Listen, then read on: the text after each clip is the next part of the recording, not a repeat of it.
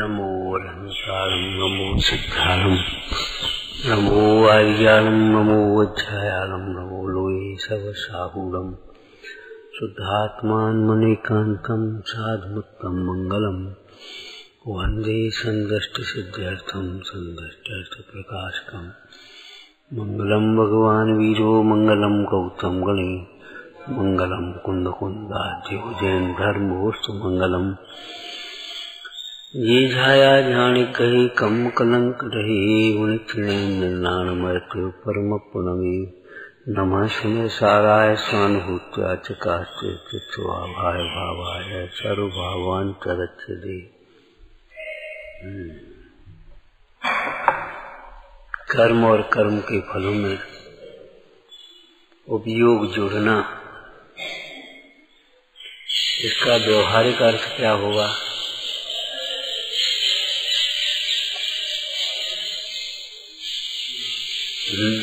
हमने ऐसा किया, हम ये कर रहे हैं, हम ये आगे करेंगे, हमें ये करना चाहिए। ऐसे निरंतर कर्तव्य संबंधी विकल्प उत्पन्न होते रहना, ऐसे विचार करते रहना चाहिए। अपन ऐसा करें, अपन ऐसा करें, अपन ऐसा करें, ये ठीक नहीं किया, बहुत अच्छा किया। इस प्रकार जो कर्तव्य के विकल्प रहते हैं, ये सब कर्म चेतना है, कर्म में ऐसे जोड़ता है। समाचार नाटक में लिखा, मैं करता मैं कीनी ऐसी, अब यूं करूं, मैंने ऐसा किया, ये कर रहा हूं, ये करूंगा। कोई नहीं कर सकता, वो तो हम थे, हमने किया, कोई नहीं कर सकता। मैं कर रहा हूं। अरे भैया, तू क्या कर रहा है? होते हुए कार्य को कर रहा है कि न होते हुए कार्य को कर रहा है? होते हुए के कार्य को कर रहा है तो केवल तेरा कर्तव्य का अहंकार ही है। दृष्टांत जोड़ो, उस चलती हुई गाड़ी को चलाने के अहंकार के समान कुत्ता बीच में आकर के मानता मैं चला रहा।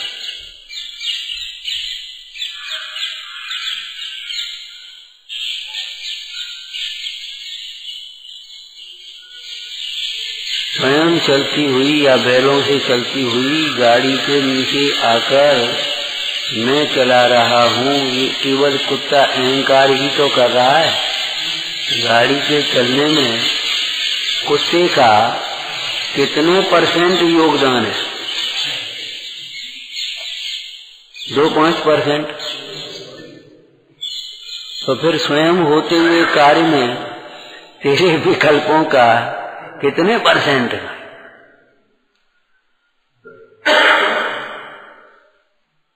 और स्वयं न होता हुआ कार्य तो करता भी, जब होता ही नहीं है तो करता कौन है?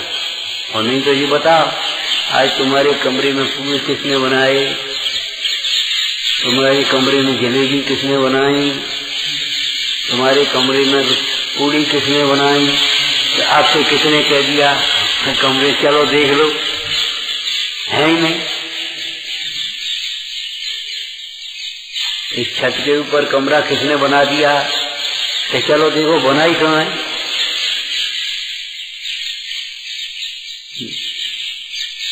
इस दुपट्टे में फूल किसने बना दिया? न होते हुए कार्य को करने की अगर बात हो गए तो विचार करो कितनी विसंगतियां हैं। न होता हुआ कार्य,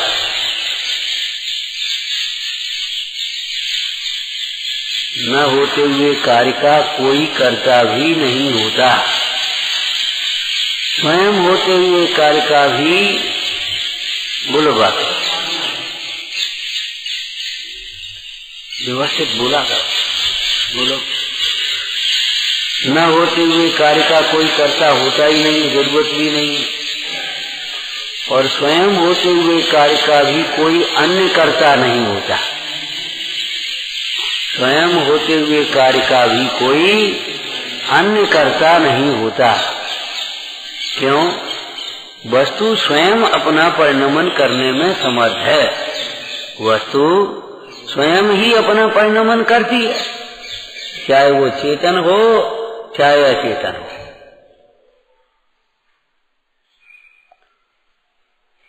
केवल चेतन वस्तु ही अपना परिणमन करती है ऐसा नहीं, अचेतन वस्तु भी भले उसमें ज्ञान नहीं है तो भी वह अपना परिणमन करती है।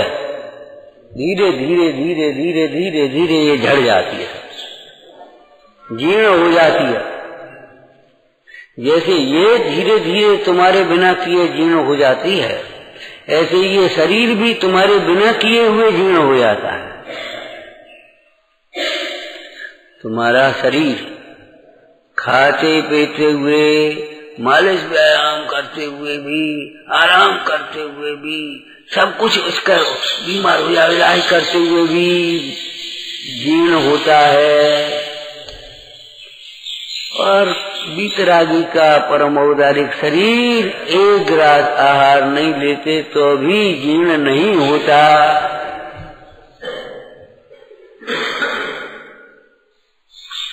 बोलो, वीतरागी का शरीर कहाँ जीर्ण होता है? बुढ़ापा कहाँ आता है? उनके हजारों लाखों करोड़ों वर्ष रहे। ऋषभ देव की आय शरीर तीर्थंकर अवस्था में कितने समय रहा? अनंत अवस्था में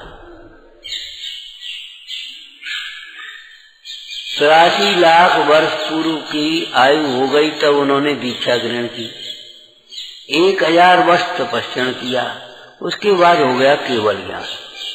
अब 1000 वर्ष कम और 84 लाख वर्ष की पूर्व की आयु थी, तो 1000 वर्ष कम एक पूर्व तक उनका शरीर अनंत अवस्था में रहा। और एक पूर्व कितना होता है?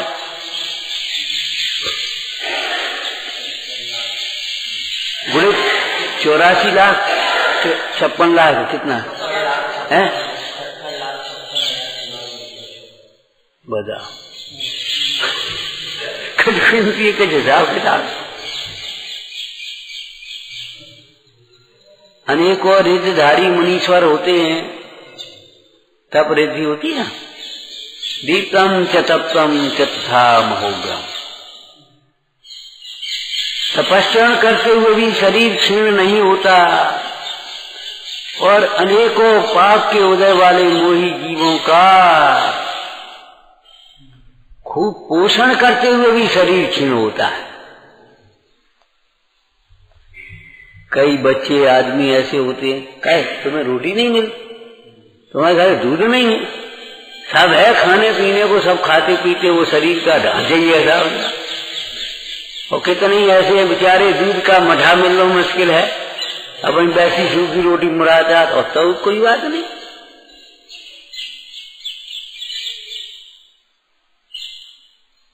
सूखी रोटी एक दिन में एक दफे, कहो 2 दिन में एक दफे मिल गई, जो मिल गई तो खा ली पी ली, और तो भी शरीर क्षीण नहीं हो रहा।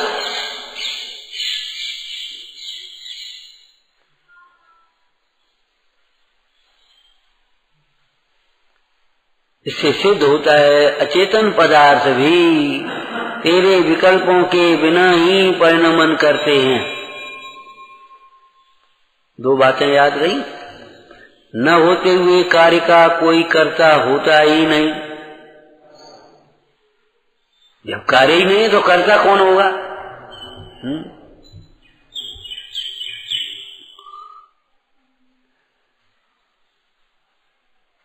और स्वयं होते हुए कार्य का भी कोई अन्य कर्ता नहीं होता।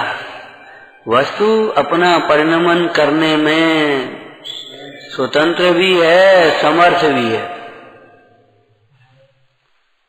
इसलिए कर्ता की परिभाषा ही ये है तुम्हारी, जो स्वाधीनता पूर्वक अपने कार्य को करे। इसीलिए आपने देखा होगा कि छोटे छोटे बच्चे भी अपने कार्य में दूसरे का हस्तक्षेप पसंद नहीं करते। वो अपना काम कर रहे, क्या वो कर रहे, और तुम उसमें भी तो मचल जाएंगे, हटा देंगे। माने छोटे छोटे बच्चे भी अपने कार्य में दूसरे का हस्तक्षेप पसंद नहीं करते। तू कैसा ज्ञानी है जो अपने कार्य को पर के भरोसे और पर के कार्य में स्वयं हस्तक्षेप करता है और फिर भी अपने को ज्ञानी मानता है कुछ शास्त्र पढ़ करके। ये बातें ऐसी हैं जैसे कोई कंजूस अपने को धनी माने। कोई कंजूस 1 रुपया खर्च नहीं कर सकता, खा नहीं सकता, किसी को दान नहीं दे सकता है, जोड़ जोड़ जोड़ के, और फिर भी अपने को धनी माने। काय का धनी है? वो धन का सेवक है, वह लक्ष्मी रूपी स्त्री का दास है। धनी माने स्वामी होता है। घोड़े को चराने वाला भी घोड़े अपने को घोड़े का स्वामी माने, घोड़े के लिए एक नौकर रख दिया, अब वो भी अपने को घोड़े का स्वामी माने। नौकर है तो घोड़े के हिसाब से चलना तुझे। पहले घोड़ा अब गाड़ी समझ लो, कोई फर्क थोड़े। गाड़ी का ड्राइवर भी अपने को गाड़ी का मालिक मान ले। बोलो, चाहे कहीं उठा करके लेकर के चल दे गाड़ी, मालिक कहाँ जा रहे भाई? ले आ रहे कहीं ना कहीं। अरे तुम जाओ यहां से। आप तो जब कहते हो तब गाड़ी ही चल देती है। हम एक रुक जाओ अभी 10 मिनट और रुको, अब रुका रहे थे।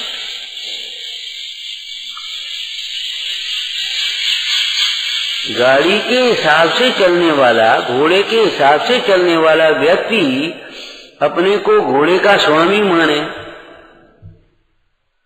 क्या है बोलो, क्या है? केवल मिथ्या अहंकार और कुछ नहीं।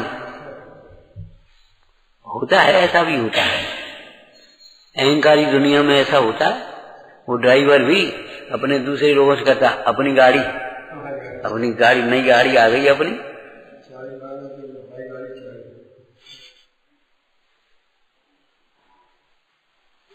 गाड़ी बड़ी वो नई और अच्छी गाड़ी हो ना, बड़ी शान से चलाता है वो केवल ड्राइवर, लेकिन वो उसको मिथ्या अहंकार ही तो है। क्या उसका स्वामी मानना, जिसका वह उपयोग नहीं कर सकता, उपभोग नहीं कर सकता अपनी सुविधा के अनुसार, जो उससे बंधा हुआ है वो भी अपने को अपना स्वामी मान रहा है। तो ऐसे जो धन का उपयोग नहीं कर सकता अपनी सुविधा के अनुसार, जो धन के लिए तो रात दिन लगा है और उस धन का उपभोग करने के लिए तैयार है, और फिर भी वो अपने को धन का स्वामी माने, बताओ क्या करे? कितनी बड़ी मूर्खता है।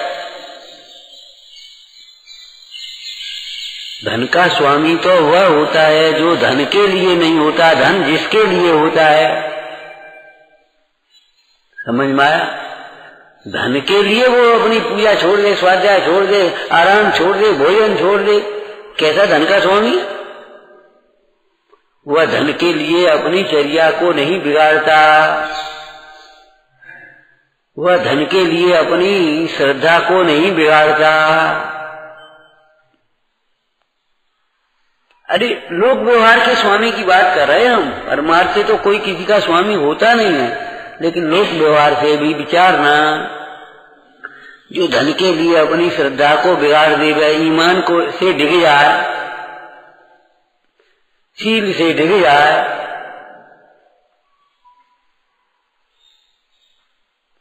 ईमान से, शील से, अपने खान पान से, अपनी चर्या से डिग जाए, विचलित हो जाए, भ्रष्ट हो जाए,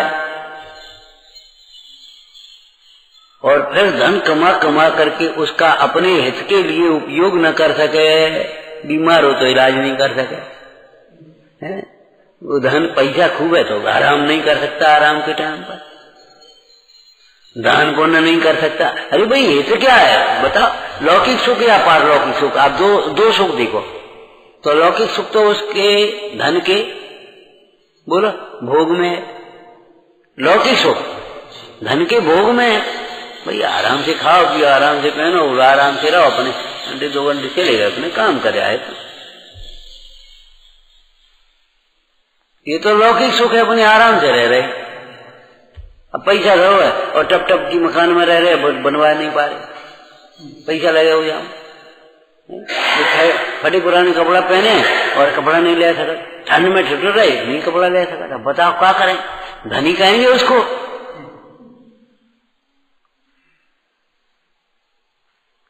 लोक व्यवहार में भी थोड़े से लोग काय के पैसा वाले, इनसे तो हम अच्छे हैं, वही आराम से पड़ी, तो इन्हें न खाए की फुर्सत, न पे आराम की फुर्सत, न कभी दान पुण्य कर सके, न कभी ले सके, काय के पैसा वाले होंगे। कार्तिकेयन प्रेक्षा में तो उसको धन रूपी स्त्री का दास कहा है,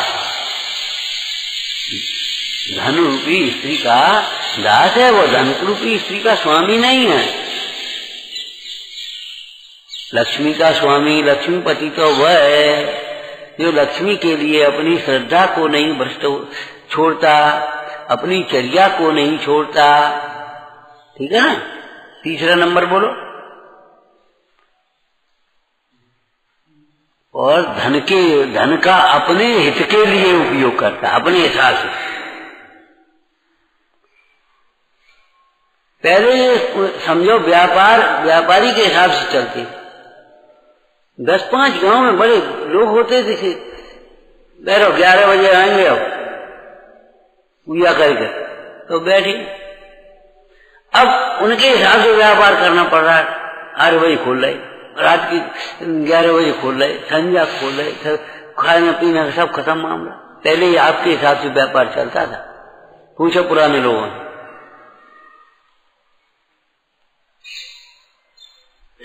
सेठ की प्रतीक्षा वो करते थे ग्राहक,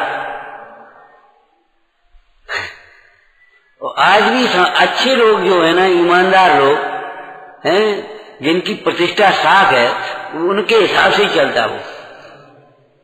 साहब 11 बजे से पहले मिलेंगे नहीं। अच्छा डॉक्टर है वो साहब 12 बजे मिलेगा, वो नहीं, उसी टाइम पर उसके मरीज जाते। वो इमरजेंसी की वो व्यवस्था अलग है, वो व्यवहार और करुणा की बात, लेकिन वो उसी हिसाब से आए। अच्छी संस्था में उस दिन हम निकल रहे थे, वो केंद्रीय विद्यालय के सामने भीड़ मची। हमने कहा भैया कि भीड़ क्या एडमिशन के लिए, माने तुम्हारे हिसाब से वहां एडमिशन नहीं होगा, उनके हिसाब से तुम्हें एडमिशन लेना पड़ेगा। अच्छे डॉक्टर से आपको अपने हिसाब से इलाज नहीं करा पाओगे, उसके हिसाब से इलाज करना पड़ेगा। अच्छे व्यापारी से व्यापार करना, उसके हिसाब से करना पड़ेगा। बैंक में तुम्हारे हिसाब के, तुम्हारे नियम से चलोगे कि बैंक के नियम से चलोगे बोला?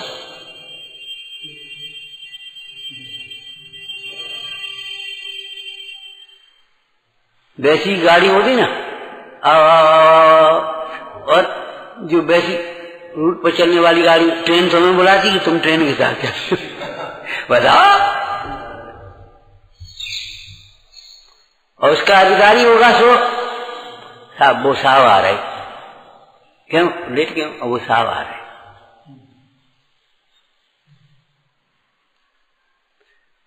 मतलब लोक व्यवहार की बात हम कर रहे हैं कि धन का स्वामी कौन है। 3 बातें ख्याल में आ गई, बोलो। जो धन के लिए न तो अपनी श्रद्धा से भ्रष्ट होता है कि छल प्रपंचों से ज्यादा आ जाएगा, कि छल प्रपंच करते रहो, मिलावट से ज्यादा आएगा, मिलावट करो, उल्टा सीधा करो, दंड बंद करो, नकली बेचो, असली बीजी करो, वो करो, कम तो देव ज्यादा ले, छल प्रपंच है नहीं। पुण्य के उदय की चेरिया लक्ष्मी बिल्कुल श्रद्धा से विराजमान नहीं होता। या मिथ्यात्व का सेवन करना पड़े, शील की सुरक्षा नहीं हो, लिखा है ना व्यापार निर्देशिका में, पढ़ना व्यापार निर्देशिका में पढ़ लीजिए ना, उसमें जीवन प्रदर्शन।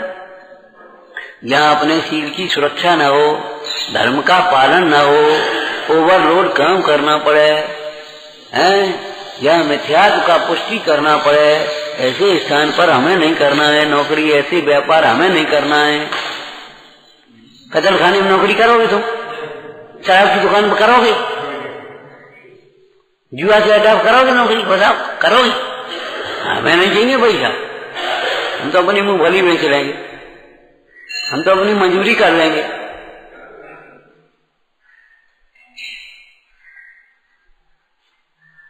ऐसे व्यापार हमें नहीं करना है। एक दूसरा मंदिर है जहाँ बलि चढ़ती है, बोलो पुजारी गिरी करे, फंडा गिरी करे हो, हम नहीं करेंगे। अरे पैसा तो ठीक है, पुण्य का उदय होगा तो होगा, ये भी आएगा, नहीं होगा तो नहीं आएगा, हम क्या करें इसमें। तो धन के लिए न तो वो अपनी सम्यक श्रद्धा को छोड़ता है और न चर्या को छोड़ता है।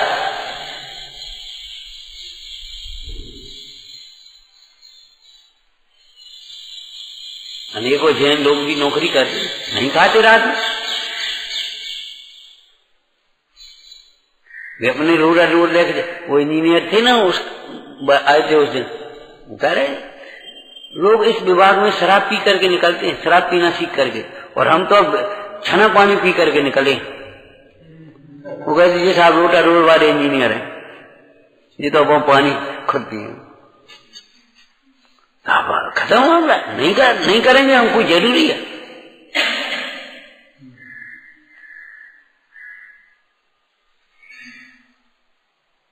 अब कम है वो बात अलग है। इस काल में तो भैया उत्तम वस्तुएं कम ही होती हैं, चंदन बबूरा की तरह नहीं ढारे, उसमें क्या करोगे। उत्तम वस्तुएं कम ही होती हैं। सम्यक दर्शन ज्ञान चारित्र को रत्न कहा, तो रत्न की परिभाषा क्या की, सर्वा सिद्धि जातौ जातौ यद उत्कृष्टम तद रत्नम, ऐसा समझ लो। जाति जाति में जो उत्कृष्ट होता है उसे रत्न कहते हैं। जैसे कहते नहीं, नर रत्न, समाज रत्न, देश रत्न, बोलते हैं ना शब्द, सुनेंगे। रत्न माने ये देश में उत्कृष्ट है, समाज में उत्कृष्ट है। अश्व रत्न, स्त्री रत्न, 14 रत्न से उसके तुम्हारे चक्रवर्ती के।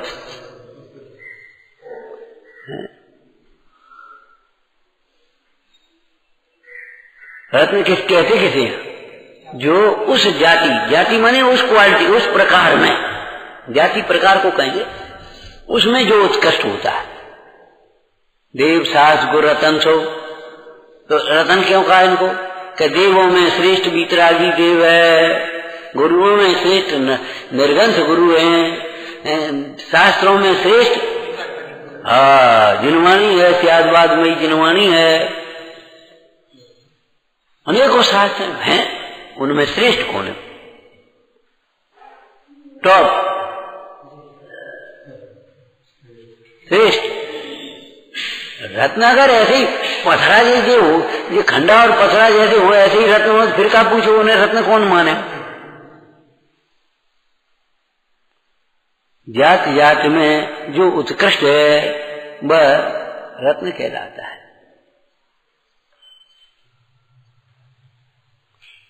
तो थोड़े की तो परवाही मत करना। अच्छे लोग थोड़े होते हैं, ज्ञानारंभ आया इस कलिकाल में सम्यक दृष्टि 2-4 हो, 2-4 का मतलब थोड़े, 2-4 गिनती नहीं लेना, थोड़े होंगे। संख्या से क्वालिटी की नाप होती क्या, संख्या से क्वालिटी की नाप होती है। बहुत से जौ मिलकर के क्या गेहूं हो जाएंगे, बहुत सी बबूर मिलकर के क्या चंदन हो जाएंगे, बहुत से अज्ञानी मिलकर के क्या ज्ञानी हो जाएंगे, अनेकों शून्य मिलकर के भी क्या इकाई हो जाएगी, अनेकों शून्य मिलकर के भी क्या इकाई हो जाएगी। एक संग्रहालय में जाओ, खंडित प्रतिमा 100-200 से रखी है, तो क्या वो खंडित हो गई।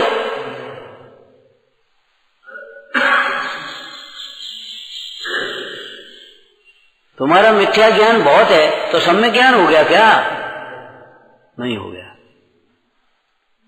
तो जैसे कोई धन के लिए अपनी श्रद्धा से भ्रष्ट हो गया, चर्या से भी भ्रष्ट हो गया, धन के लिए ये सब कुछ करने को तैयार है, न्याय छल प्रपंच, उल्टा सीधा खाना पीना, होटल था, पैसा, और फिर भी धन का संचय करता है केवल, उसका अपने लिए न तो भोग कर सकता है, न अपने हित के लिए दान पुण्य कर सकता है, उसको धनी कहेंगे कि नहीं कहेंगे? काय का धनी है? कहीं रात्रि भोजन करने वाले को भी जैन कहेंगे? तुम कैसे जैनी हो? हम तो जैनों के मोहल्ले में रहते हैं, वे लोग तो रात में खाते नहीं, तुम कैसे जैनी हो? मांस मदिरा का सेवन करने वाले को जैन कहेंगे?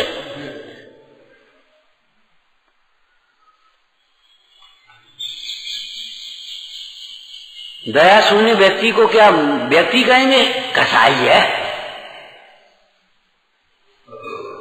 कसाई है, ये भगवान आदमी है? ये हैवान हो।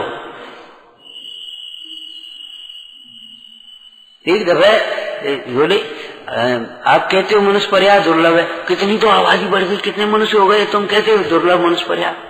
हमने कहा बेटा प्रश्न कर लिया, अब शांति सुनो। इन आदमियों में कितने आदमी हैं देखो, लाखों करोड़ों में 100-200 मिल जाए तो बहुत है,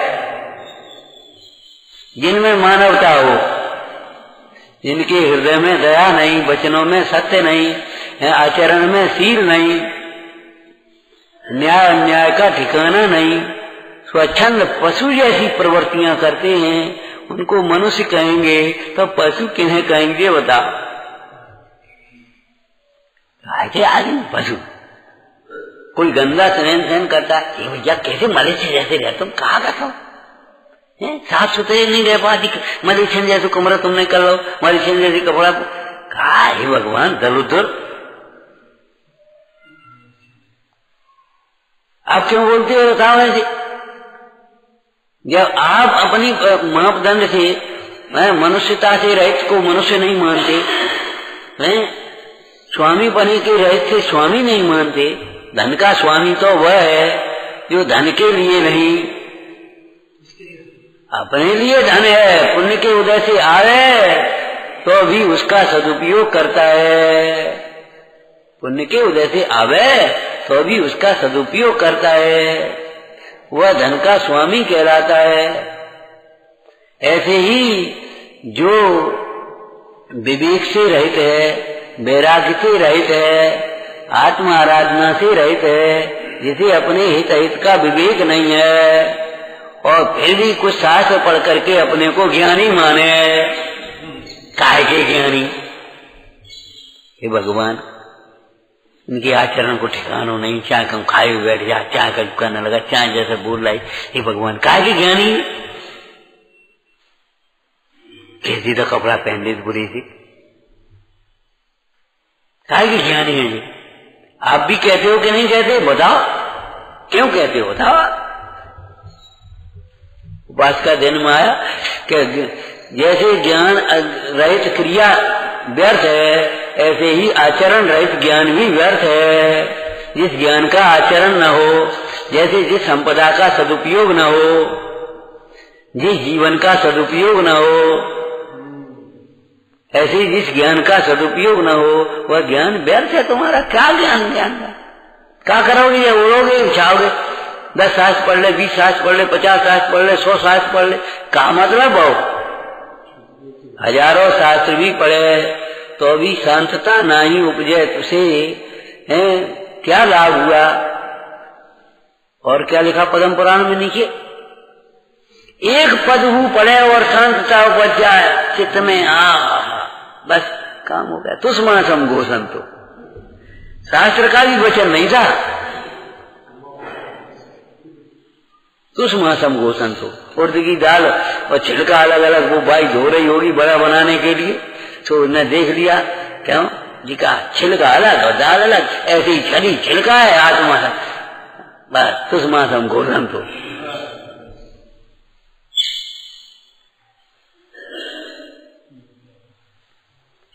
तुष्मासम घोए भिन्नम, तुष्मास भिन्नम घोषण तो है, और आत्मा से अभिन्न होकर के ध्यान तो बस केवल ही हो गया। ज्ञान इसको कहते हैं। अपने बिगड़े काम को बना ले गए, कोई काम नहीं हो रहा उसको कर ले गए, उल्टी सीधी बातों से बच जावे, उसको होशियार कहेंगे? होशियार किसको कहेंगे बताओ? समझदार किसको कहेंगे? चुप रहो, तुम तो समझदार हो। समझदार माने जो शांत रहे। अगर उत्तेजित होता है और सायों की ज्वाला में जलता है, काय का समझदार है? तो कर्म और कर्म के फल से अपने उपयोग को विरक्त करना, विरक्ति का अर्थ समझते हो? देखो, एक तो वेद ज्ञान हमने ज्ञान प्रदान अर्थ किया, आचरण प्रदान विरक्ति का अर्थ क्या समझना? नहीं है तो उसकी अभिलाषा नहीं, और मिल जाए तो उसमें रचना पचना नहीं, इसका नाम विरक्ति।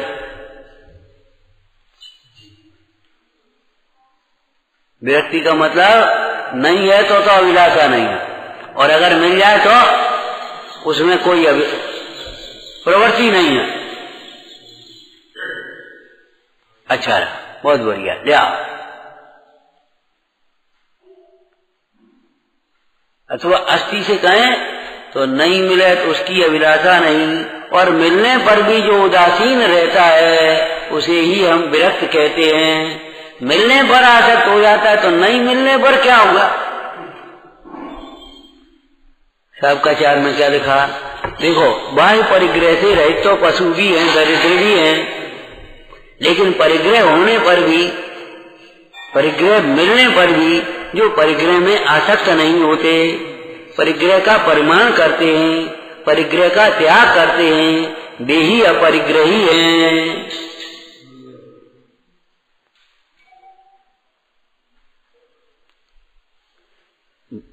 समर्थ की क्षमा क्षमा है, असमर्थ की तो मजबूरी है।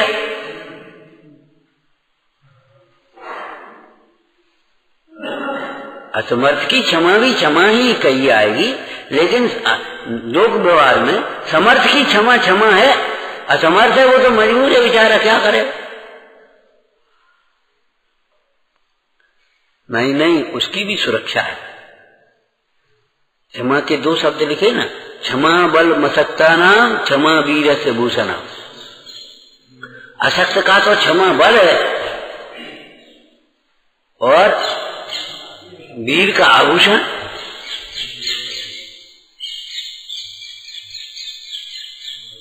तो कर्म और कर्मफल चेतना कैसी होती है? दिन रात करूं करूं, ये करें, ये करने, ये करने, ये करने, ये करने। अरे रे प्रभु के, तुम्हें क्या करना है? वस्तु, जितनी वस्तुएं हैं उतने वस्तुत्व गुण है, जितनी पर्याय है उतने पर्याय अपना परिणमन कर रही, तुम्हें क्या करना है ये बताओ? नहीं, हमें अपने हिसाब से कर चला है। ये मोह है करने का, क्या अपने हिसाब से रखना जी, यहां रखिए, हमें अपने हिसाब से रखना है।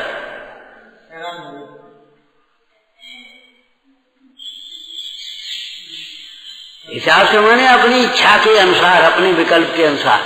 ये कर्तृत्व को जन्म देने वाली प्रवृत्ति है, कर्तृत्व को पुष्ट करने वाली प्रवृत्ति है।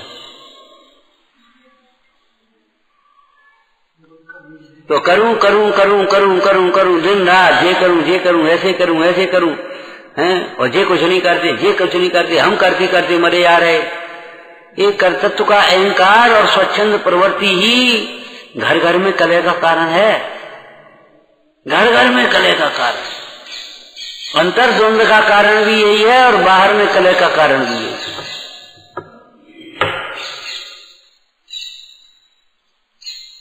और कर्म फल, वाह बहुत अच्छा हुआ, बहुत खराब हुआ, बहुत अच्छा हुआ, बहुत खराब हुआ, ऐसा हो जाए तो बहुत अच्छा होगा, ऐसा हो जाए तो बहुत खराब हो गया, आज मौसम बहुत खराब हो गया, आज मौसम बहुत अच्छा हो गया, सड़क बहुत अच्छी हो गई, सड़क बहुत खराब हो गई, गाड़ी बहुत अच्छी है, गाड़ी बहुत खराब है, ये आदमी बहुत अच्छा है, ये आदमी बहुत खराब है। इसका नाम है कर्म फल चेतना।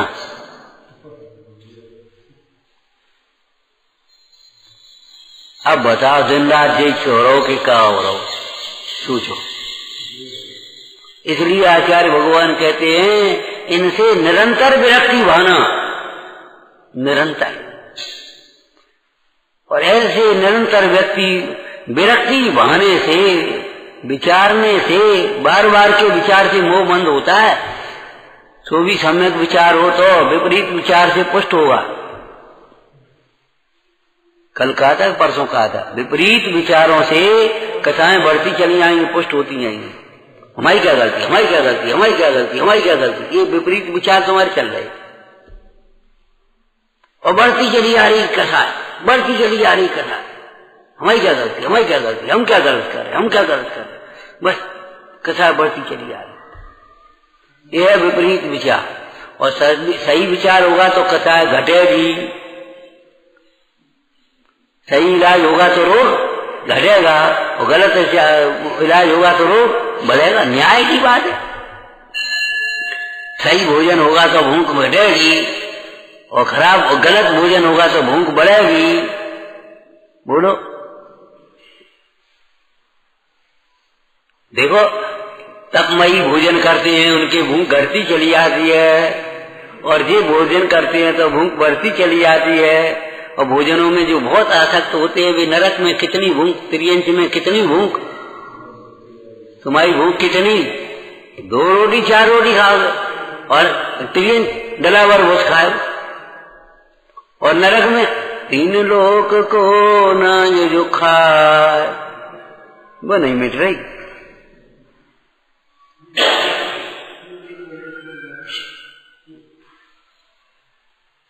न्याय हो गया, ये हमारा भोजन नहीं है, ये हमारा भोजन नहीं, ये हमारी दवाई नहीं है, ये हमारा मार्ग नहीं है, ये हमारा स्वरूप नहीं है। विचारना। ओम नमः गजानन।